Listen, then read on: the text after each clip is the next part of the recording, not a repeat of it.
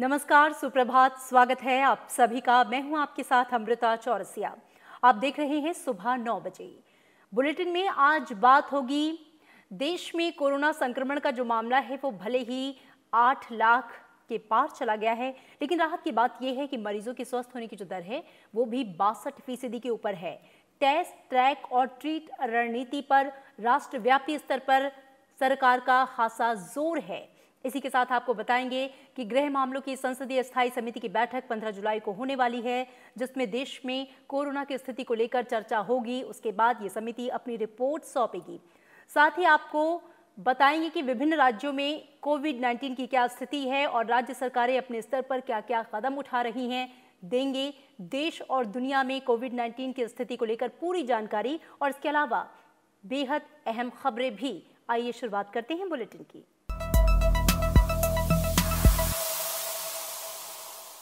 देश में कोरोना संक्रमण के मामले 8 लाख के पार हो गए हैं, लेकिन राहत की बात यह है कि मरीजों के स्वस्थ होने की दर भी 62% से ऊपर है और अब तक 5 लाख से ज्यादा कोरोना के मरीज ठीक हो चुके हैं।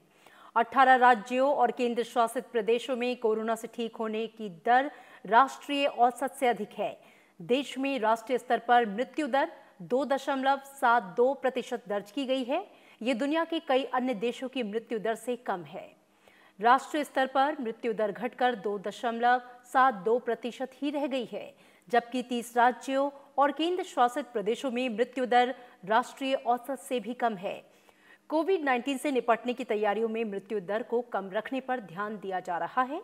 केंद्र की मदद और दिशा निर्देश में राज्यों और केंद्र शासित प्रदेशों ने इस संबंध में बुजुर्गों और गंभीर बीमारी के मरीजों जैसे उच्च जोखिम वाले लोगों पर ध्यान केंद्रित करने के लिए मैपिंग समेत कई कदम उठाए हैं। कोविड रोगियों को चिकित्सीय सेवा की गुणवत्ता में सुधार पर ज्यादा ध्यान दिया जा रहा है। टेस्ट, ट्रैक और ट्रीट रणनीति के राष्ट्रव्यापी क्रियान्वयन पर ध्यान केंद्रित करने की वजह से कोविड-19 की पहचान के लिए अब तक कुल 1,10,24,491 नमूनों का परीक्षण किया जा चुका है। प्रतिदिन परीक्षण की संख्या में भी लगातार बढ़ोतरी देखी जा रही है। देश में परीक्षण प्रयोगशाला नेटवर्क को सरकारी क्षेत्र की 835 प्रयोगशालाओं और 334 निजी प्रयोगशालाओं के साथ और मजबूत किया जा रहा है। देश में अभी 1169 प्रयोगशालाएं जांच के काम में जुटी हैं। विज्ञान और प्रौद्योगिकी मंत्री डॉक्टर हर्षवर्धन ने शुक्रवार को नई दिल्ली में एक वर्चुअल समारोह में focused intervention for make in India post कोविड-19 और active pharmaceutical ingredients status issues, technology readiness and challenges पर एक श्वेत पत्र जारी किया। इसे प्रौद्योगिकी, सूचना, पूर्वानुमान और मूल्यांकन परिषद TIFAC द्वारा तैयार किया गया। हर्षवर्धन ने TIFAC को एक सही समय पर श्वेत पत्र दस्तावेज लाने के लिए बधाई दी।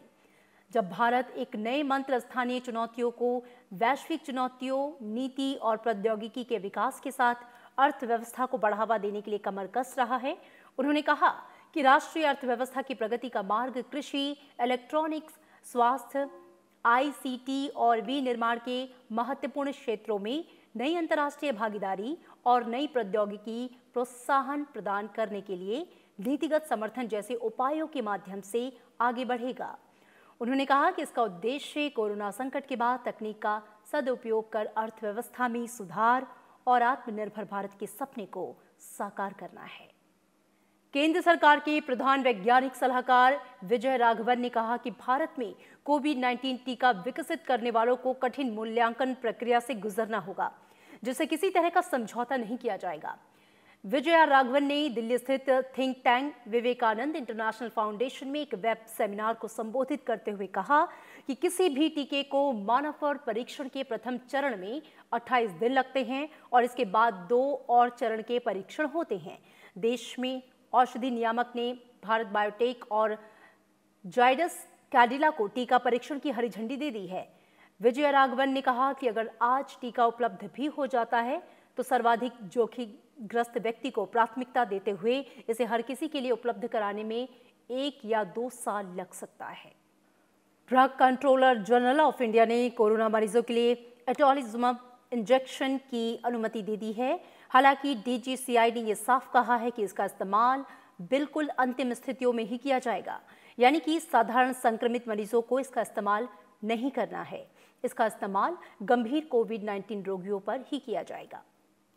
संसद की विज्ञान और प्रौद्योगिकी, पर्यावरण, वन और जलवायु परिवर्तन संबंधी समिति की बैठक के साथ ही संसदीय समितियों का कामकाज फिर से शुरू हो गया। कोरोना संकट के चलते पिछले 3.5 महीने से विभाग संबंधी समितियों की बैठक नहीं हो पा रही थी। कई बार बैठकें प्रस्तावित हुई, लेकिन संक्रमण के खतरे और लॉकडाउन के चलते बैठकों का आयोजन नहीं हो सका। राज्यसभा के सभापति एम वेंकैया नायडू ने समितियों के कामकाज की शुरुआत पर प्रसन्नता जाहिर की है। उन्होंने भरोसा जताया है कि ये समितियां अपने क्षेत्र के महत्वपूर्ण मुद्दों की पड़ताल कर सकेंगी। संसदीय सौंध विस्तार के समिति कक्ष में शुक्रवार को विज्ञान और प्रौद्योगिकी, पर्यावरण, वन और जलवायु परिवर्तन संबंधी संसदीय स्थायी समिति की बैठक हुई। ये बैठक 3 घंटे से अधिक समय तक चली। बैठक में 7 सांसद मौजूद रहे। वरिष्ठ सांसद जयराम रमेश की अध्यक्षता वाली इस समिति की बैठक का एजेंडा था कोविड-19 और अन्य महामारियों की तैयारियां। इसके लिए विज्ञान और प्रौद्योगिकी मंत्रालय के प्रधान वैज्ञानिक सलाहकार और अन्य सदस्यों के साथ समिति ने विचार विमर्श किया। अनलॉक की प्रक्रिया में हुई इस बैठक पर राज्यसभा के सभापति एम वेंकैया नायडू ने ट्वीट कर खुशी जताई। उन्होंने कहा कि समिति की बैठक सुचारू रूप से हो। इसके लिए सभी आवश्यक सावधानियां बरती गई हैं, जैसे सामाजिक दूरी बनाए रखना, मास्क पहनना। इसके अलावा मई से आंतरिक हवाई यात्रा पर से प्रतिबंध भी हटा लिया गया है। उन्होंने उम्मीद जताई कि अब ये समितियां अपने कार्य को सुचारू रूप से जारी रखेंगी। संसद की गृह कार्य संबंधी स्थायी समिति की बैठक 15 जुलाई को होगी। राज्यसभा सांसद आनंद शर्मा की अध्यक्षता वाली इस समिति ने केंद्रीय गृह सचिव अजय भल्ला को बैठक में बुलाया है। इसमें कोविड-19 और इससे संबंधित मुद्दों पर विचार किया जाएगा। अरविंद कुमार सिंह, राज्यसभा टीवी। देश में कोरोना की स्थिति पर चर्चा के लिए गृह मामलों की संसदीय स्थायी समिति की बैठक 15 जुलाई को होने वाली है। केंद्रीय गृह सचिव अजय भल्ला संसदीय समिति को देश में कोरोना की स्थिति, राज्यों के साथ समन्वय और इसके प्रबंधन की विस्तार से जानकारी देंगे। साथ ही वो देश को चरणबद्ध तरीके से खोलने और आर्थिक गतिविधियां फिर से शुरू करने के साथ ही माल और लोगों के अंतर राज्य आवागमन का ब्यौरा देंगे। इसके अलावा कोरोना से निपटने को लेकर तैयारियों की ताजा स्थिति से भी संसदीय समिति को अवगत कराएंगे। राज्यसभा और लोकसभा के रिटायर्ड अधिकारी और कर्मचारी शनिवार को संसद भवन में आधिकारिक या बैंक से संबंधित कामों के लिए प्रवेश पा सकेंगे। बाकी दिनों में संसद भवन में परिसर में उनका और निजी अतिथियों का प्रवेश प्रतिबंधित रहेगा। कोरोना संकट को देखते हुए पहले संसद भवन में संयुक्त सचिव से नीचे ओहदे के कर्मचारियों और अधिकारियों से मिलने वाले और उनके निजी अतिथियों के प्रवेश पर अगले आदेश तक रोक लगाई गई थी। दिल्ली में कोरोना से संक्रमितों की संख्या बढ़कर 1,09,140 हो गई। पिछले 24 घंटे में यहां पे 2,089 नए मामले सामने आए हैं। हालांकि अच्छी बात यह है कि पिछले 24 घंटे में 2,468 मरीज ठीक भी हुए। इन्हें मिलाकर यहां अब तक कुल 84,694 मरीज ठीक हो चुके हैं। पिछले 24 घंटों की बात करें तो यहां पर 22,961 टेस्ट हुए और अब तक कुल 7,47,109 टेस्ट हो चुके हैं। दिल्ली में रिकवरी रेट की बात करें तो ये 77.60% है, जबकि डेथ रेट 3.02% है। उत्तर रेलवे की ओर से दी गई जानकारी के मुताबिक दिल्ली के करीब 9 स्टेशनों पर तकरीबन 8,048 बेड के बराबर कोविड केयर सेंटर का निर्माण राज्य सरकार की मांग पर किया गया है। इन कोविड केयर सेंटर के निर्माण के लिए रेलवे ने 503 आइसोलेशन कोच का इस्तेमाल किया है। केंद्रीय स्वास्थ्य और परिवार कल्याण विभाग के वरिष्ठ अधिकारियों की एक टीम तमिलनाडु के दौरे पर है। केंद्रीय टीम ने कोविड-19 से लड़ने में राज्य सरकार और अग्रिम पंक्ति के स्वास्थ्य कर्मचारियों के प्रयासों की सराहना की।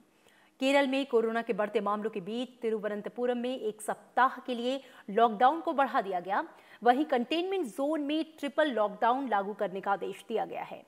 बिहार की बात करें तो यहां पे बढ़ते कोविड संक्रमण के कारण राजधानी पटना समेत राज्य के 10 जिलों में कल से लॉकडाउन लागू कर दिया गया। स्वास्थ्य विभाग को टेस्टिंग क्षमता बढ़ाने के लिए कहा गया है। सभी प्रमंडलीय आयुक्तों को भी टेस्टिंग पर नजर रखने की जिम्मेदारी दी गई है ताकि जांच की क्षमता शीघ्रता से बढ़ाई जा सके। अब पटना एम्स में केवल कोरोना मरीजों का ही इलाज होगा। पंजाब स्कूल शिक्षा बोर्ड ने 12वीं कक्षा की लंबित परीक्षाओं को रद्द करने का फैसला किया है। राज्य सरकार ने कोविड-19 महामारी के मद्देनजर कक्षा 12वीं, ओपन स्कूल और रीअपियर और गोल्डन चांस वाले छात्रों समेत कई अन्य श्रेणियों की लंबित परीक्षाओं को रद्द करने का फैसला लिया है।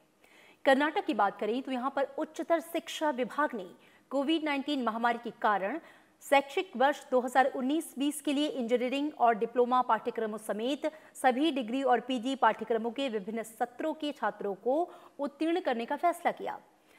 केवल अंतिम सत्र की परीक्षा इस साल सितंबर के अंत में विश्वविद्यालय अनुदान आयोग के दिशा निर्देशों के अनुसार संपन्न होगी। महाराष्ट्र में कोरोना वायरस के मामले बढ़ते ही जा रहे हैं। शुक्रवार को एक ही दिन में 7,862 नए केस सामने आए। 226 लोगों की मौत हो गई और 5,366 लोगों को अस्पताल से छुट्टी मिली। राज्य में अब कुल 2,38,461 मामले सामने आ चुके हैं। इसके अलावा गंभीर रूप से बीमार कोरोना रोगियों को ठीक करने के लिए प्लाज्मा थेरेपी सिस्टम अमरावती में लॉन्च किया गया। वहीं पूरे शहर में मामलों में बढ़ोतरी को देखते हुए 13 से 23 जुलाई तक 2 चरणों में लॉकडाउन लगाया जाएगा। पहला चरण 13 से 18 जुलाई तक लागू होगा, जिसमें मेडिकल स्टोर, डेयरियां और अस्पताल खुले रहेंगे।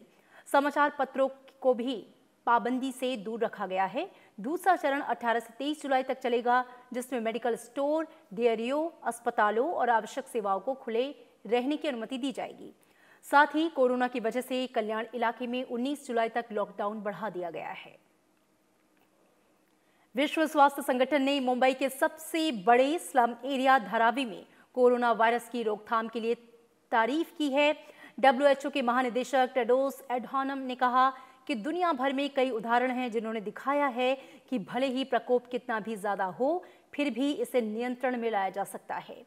इनमें इटली, स्पेन और दक्षिण कोरिया, यहां तक कि धारावी भी शामिल है। उन्होंने कहा कि मुंबई के स्लम एरिया में टेस्टिंग, ट्रेसिंग, सोशल डिस्टेंसिंग और संक्रमित मरीजों का तुरंत इलाज होना यहां के लोगों की लड़ाई की जीत में अहम साबित हुआ।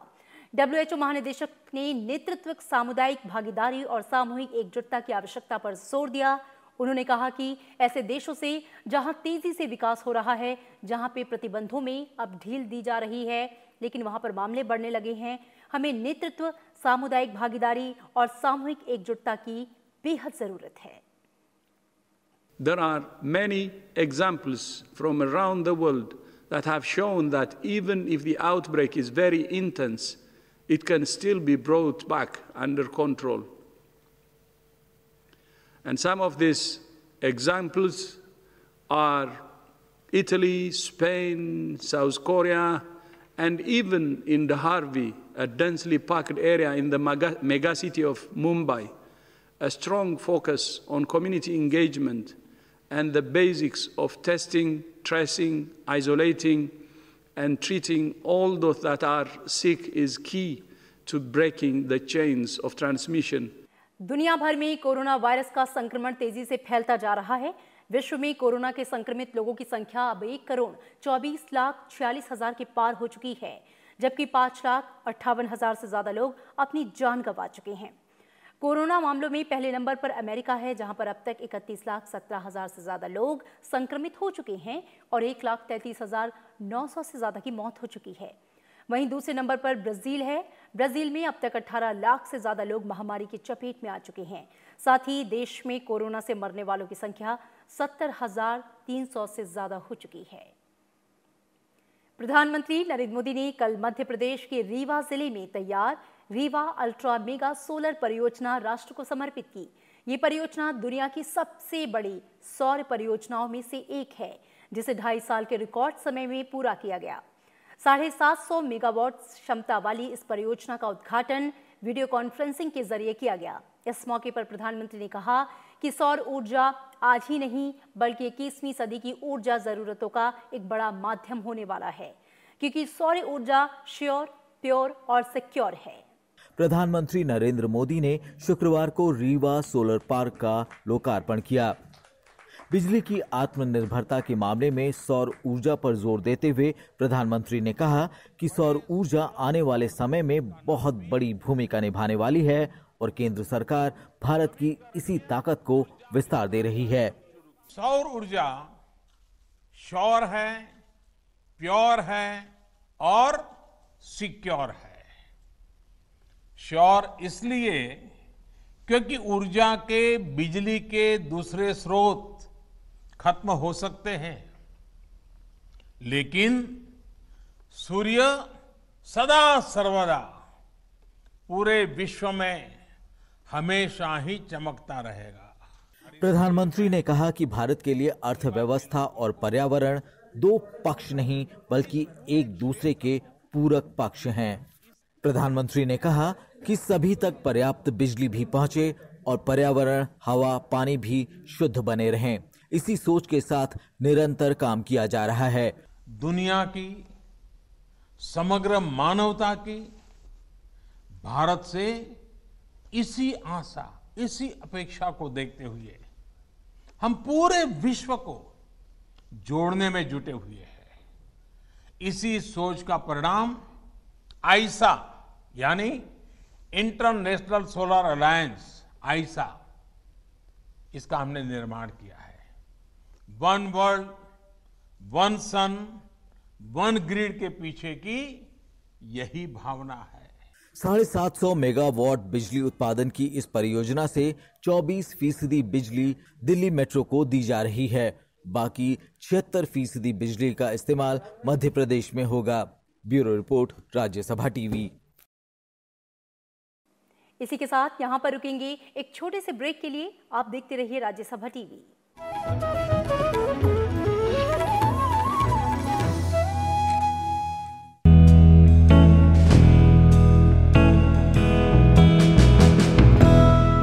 नमस्कार दोस्तों, मैं हूं गौरांशी शर्मा।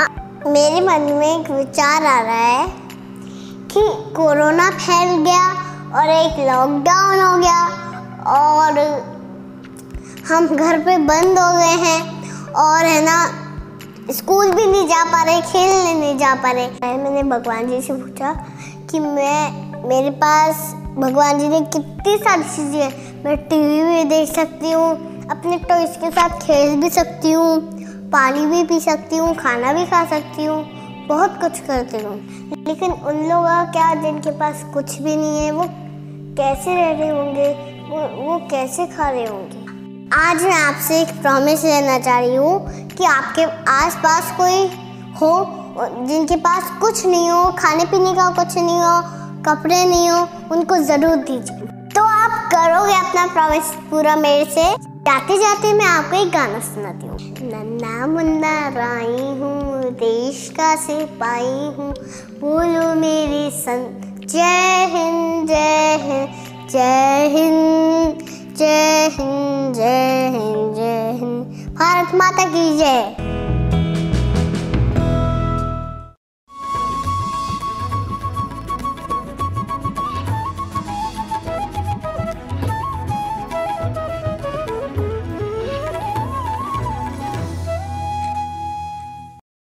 ब्रेक के बाद स्वागत है आप सभी का। आप देख रहे हैं राज्यसभा टीवी। खबरों में बढ़ेंगे आगे। सीमा पर जारी तनाव के बीच भारत दो मोर्चों पर एक साथ काम कर रहा था। एक तरफ रक्षा मंत्री राजनाथ सिंह ने अमेरिका और दक्षिण कोरिया से रक्षा के क्षेत्र में हुए करारों को लागू करने को लेकर बात की, तो वहीं दूसरी तरफ भारत चीन सीमा मामलों पर परामर्श और समन्वय के लिए कल 16वीं बैठक भी हुई। बैठक में चीन द्विपक्षीय संबंधों को बेहतर बनाने के लिए सीमा पर स्थायी शांति बनाए रखने के लिए तैयार हो गया है। वैसे इस तरह की बैठक साल में एक बार होती है, लेकिन इस साल ये फिलहाल 2 बार हो चुकी है। पिछली बैठक पिछले महीने ही 24 जून को हुई थी और इस दौरान ये सहमति बनी कि राजनयिक और सैन्य स्तर पर बातचीत के जरिए आपसी मसलों को सुलझाने को प्राथमिकता दी जाएगी। बैठक में वेस्टर्न सेक्टर सहित भारत चीन सीमा पर सैनिकों के पीछे हटने की प्रक्रिया की प्रगति की समीक्षा की गई। दोनों पक्षों ने यह माना कि वरिष्ठ कमांडरों के बीच हुई सहमति को गंभीरता के साथ लागू करना जरूरी है। इस दौरान ये भी तय किया गया कि जल्द ही भारत चीन सीमा मामलों पर परामर्श और समन्वय के लिए अगली बैठक का भी आयोजन किया जाएगा।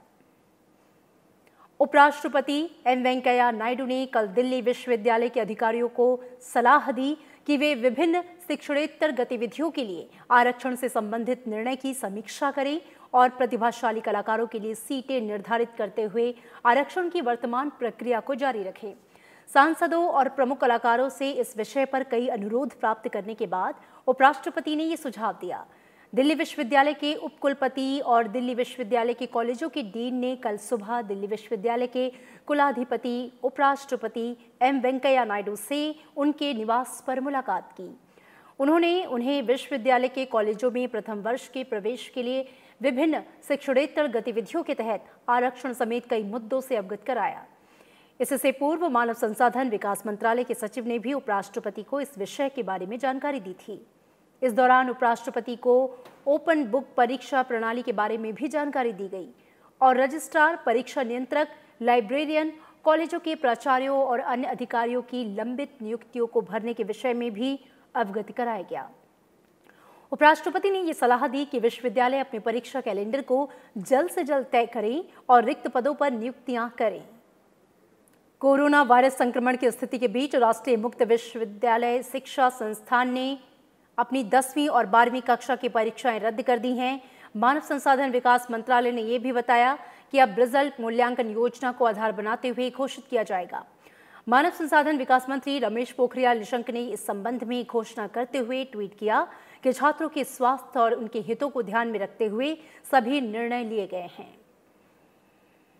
देश के सबसे बड़े बैंक एसबीआई के प्रमुख का ये मानना है कि अब अर्थव्यवस्था की हालत सुधर रही है। एसबीआई चेयरमैन रजनीश कुमार ने कहा कि जून से भारतीय अर्थव्यवस्था की स्थिति में सुधार आना शुरू हो गया है। एसबीआई बैंकिंग और इकोनॉमिक सम्मेलन को संबोधित करते हुए उन्होंने कहा कि अर्थव्यवस्था में फिर से सुधार के रुख को देखने के लिए अभी 3 से 4 महीने का इंतजार करना होगा। उन्होंने कहा कि कोविड-19 ने भारतीय अर्थव्यवस्था के लिए काफ़ी दिक्कतें पैदा की हैं, लेकिन मई में इसमें कुछ सुधार हुआ और जून में अर्थव्यवस्था का पुनरुद्धार शुरू हो गया। केंद्रीय कृषि और किसान कल्याण मंत्री नरेंद्र सिंह तोमर ने वीडियो कॉन्फ्रेंसिंग के जरिए राज्यों के कृषि मंत्रियों के साथ बैठक में ग्रामीण अर्थव्यवस्था को बढ़ावा देने के लिए केंद्र की ओर से हाल में की गई पहलों पर विचार विमर्श किया। उन्होंने राज्यों को कृषि अवसंरचना के विकास, एफपीओ को बढ़ावा देने को और केसीसी के जरिए किसानों को ऋण सुविधाएं देने के लिए हर संभव सहायता का आश्वासन दिया। इस मौके पर उन्होंने 10,000 किसान उत्पादक संगठनों यानी कि एफपीओ के गठन और संवर्धन के लिए नए परिचालन दिशा निर्देशों की एक बुकलेट भी जारी की। केंद्रीय कौशल विकास और उद्यमिता मंत्रालय ने कुशल लोगों को आजीविका के अवसर तलाश करने में मदद के लिए आत्मनिर्भर स्किल्ड एम्प्लॉयर मैपिंग असीम पोर्टल शुरू किया। ये पोर्टल क्षेत्र और स्थानीय उद्योगों की मांग के अनुरूप कर्मचारियों की विस्तृत जानकारी दर्ज करेगा और कुशल श्रम बल की मांग और आपूर्ति के बीच पुल का काम करेगा।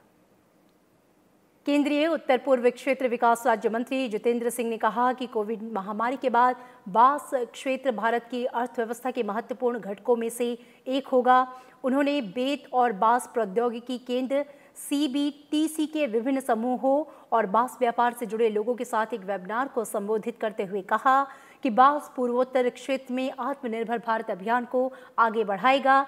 उन्होंने कहा कि कोविड महामारी के बाद बांस न केवल उत्तर पूर्व की अर्थव्यवस्था के लिए महत्वपूर्ण है, बल्कि ये प्रधानमंत्री मोदी के वोकल फॉर लोकल आह्वान को भी नई गति देगा। देश का विदेशी मुद्रा भंडार 3 जुलाई को समाप्त हुए सप्ताह के दौरान 6.47 अरब डॉलर की बड़ी वृद्धि के साथ 513.25 अरब डॉलर के सर्वकालिक उच्च स्तर पर पहुंच गया। भारतीय रिजर्व बैंक के ताज़ा आंकड़ों में ये जानकारी दी गई है। इससे पूर्व 26 जून को समाप्त हुए सप्ताह में देश का विदेशी मुद्रा भंडार 1.27 अरब डॉलर से बढ़कर 506.84 अरब डॉलर पर पहुंचा था। मई के महीने में देश में आर्थिक गतिविधियों में तेजी आने के संकेत देखे जा सकते हैं और इसकी झलक मिलती है सरकार की तरफ से जारी इंडेक्स ऑफ इंडस्ट्रियल प्रोडक्शन यानी कि IIP के आंकड़ों में। मई के महीने का IIP इंडेक्स 88.4 पर रहा। अप्रैल में ये 53.6 पर था। साफ संकेत है कि धीरे धीरे ही सही, लेकिन मई के महीने में आर्थिक गतिविधियां तेज हुईं। अगर 2011-12 को आधार वर्ष माना जाए तो मई के महीने का IIP 88.4 बैठता है। इस महीने खनन का IIP अप्रैल के 78.7 से बढ़कर 87 पर पहुंचा। मैन्युफैक्चरिंग का IIP इंडेक्स 82.4 रहा, जो अप्रैल में मात्र 41.5 पे था, और बिजली का IIP अप्रैल के 122.5 से बढ़कर 149.6 पर आ गया। कोरोना संक्रमण और लॉकडाउन की वजह से अमेरिका में फंसे भारतीयों को स्वदेश लाने के लिए आज से एयर इंडिया की उड़ानें शुरू हो रही हैं। वंदे भारत मिशन के तहत आज से 19 जुलाई तक एयर इंडिया 36 उड़ानों का संचालन करेगा। विदेश मंत्रालय के मुताबिक वंदे भारत मिशन शुरू होने के बाद से अब तक 137 देशों से 5,80,000 से ज्यादा भारतीय स्वदेश लौट चुके हैं। राष्ट्रीय जांच एजेंसी ने केरल सोना तस्करी मामले में 4 आरोपियों के खिलाफ प्राथमिकी दर्ज की है। आरोपियों में सरित PS और स्वपन प्रभा सुरेश के नाम शामिल हैं। 5 जुलाई को संयुक्त अरब अमीरात से लाए गए सामान में तिरुवनंतपुरम अंतर्राष्ट्रीय हवाई अड्डे पर 15 करोड़ रुपए मूल्य का 30 किलोग्राम सोना जब्त किया गया। ये सोना राजनयिक के सामान के साथ लाया गया था, जिसे सरित PS ने प्राप्त किया था, जो संयुक्त अरब अमीरात महावाणिज्य दूतावास में जनसंपर्क अधिकारी के रूप में काम कर चुके थे। केरल के मुख्यमंत्री ने केंद्र सरकार के फैसले का स्वागत किया है। और असम में शुक्रवार को 2 और जिलों उदलगिरी और डिब्रूगढ़ में बाढ़ का पानी आने से स्थिति बिगड़ गई है। इसके साथ ही 1,70,000 और लोग बाढ़ की चपेट में आ गए। अभी 14 जिलों के 32 राजस्व क्षेत्रों के 3,41,837 लोग बाढ़ से प्रभावित हैं। बाढ़ और भूस्खलन के कारण राज्य में अब तक 64 लोगों की मौत हो चुकी है। मौसम विभाग ने असम और पड़ोसी मेघालय में भारी वर्षा का अनुमान जताया है। अरुणाचल प्रदेश में पिछले 5 दिनों से जारी बारिश के बीच भूस्खलन की घटनाओं से 7 लोगों की मौत हो गई, वहीं एक व्यक्ति लापता है। अधिकारियों ने यह बताया है कि पामुम पारे जिले में भूस्खलन की घटना में 8 महीने की बच्ची समेत एक परिवार के 4 सदस्य दब गए। पुलिस, NDRF और स्थानीय लोगों की मदद से शवों को मलबे से बाहर निकाला गया। प्रधानमंत्री नरेंद्र मोदी ने अरुणाचल प्रदेश के हादसे पर शोक जताया। उन्होंने ट्वीट कर अरुणाचल प्रदेश में भूस्खलन की वजह से जान गंवाने वालों के परिजनों के प्रति संवेदना जताई, घायलों के जल्द होने की कामना की है। उन्होंने कहा कि पीड़ितों को हर संभव सहायता प्रदान की जा रही है। और अब बात कर लेते हैं मौसम की। उत्तर भारत के अधिकांश हिस्सों में मौसम गर्म और उमस भरा रहा और क्षेत्र के तापमान में कुछ वृद्धि दर्ज की गई। मौसम विभाग ने कहा है कि अगले 3 से 4 दिनों के दौरान देश के अधिकांश हिस्सों में अधिकतम तापमान में बहुत ज़्यादा परिवर्तन होने की संभावना नहीं है। विभाग ने यह बताया है कि अगले 3 दिनों के दौरान नागालैंड, मणिपुर, मिजोरम, त्रिपुरा, उत्तराखंड और पश्चिम उत्तर प्रदेश में भारी से बहुत भारी वर्षा होने का अनुमान है। दिल्ली NCR में लंबे इंतजार के बाद शुक्रवार रात को कई इलाकों में बारिश हुई। कई दिनों से उमस भरी गर्मी का सामना कर रहे लोगों को बारिश से काफ़ी राहत मिली।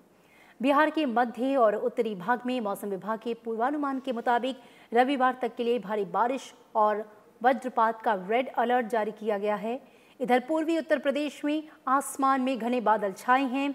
इस क्षेत्र में मानसून चरम पर है और भारी बारिश का अनुमान है। राजस्थान की बात करें तो पूर्वी भाग में बीते 24 घंटे में कई जगह हल्की से मध्यम बारिश हुई। हालांकि पश्चिम राजस्थान में कुल मिलाकर सूखा रहा। तो ये थी अब तक की तमाम अहम और बड़ी खबरें। फिलहाल मुझे दीजिए इजाजत। आप देखते रहिए राज्यसभा TV। नमस्कार।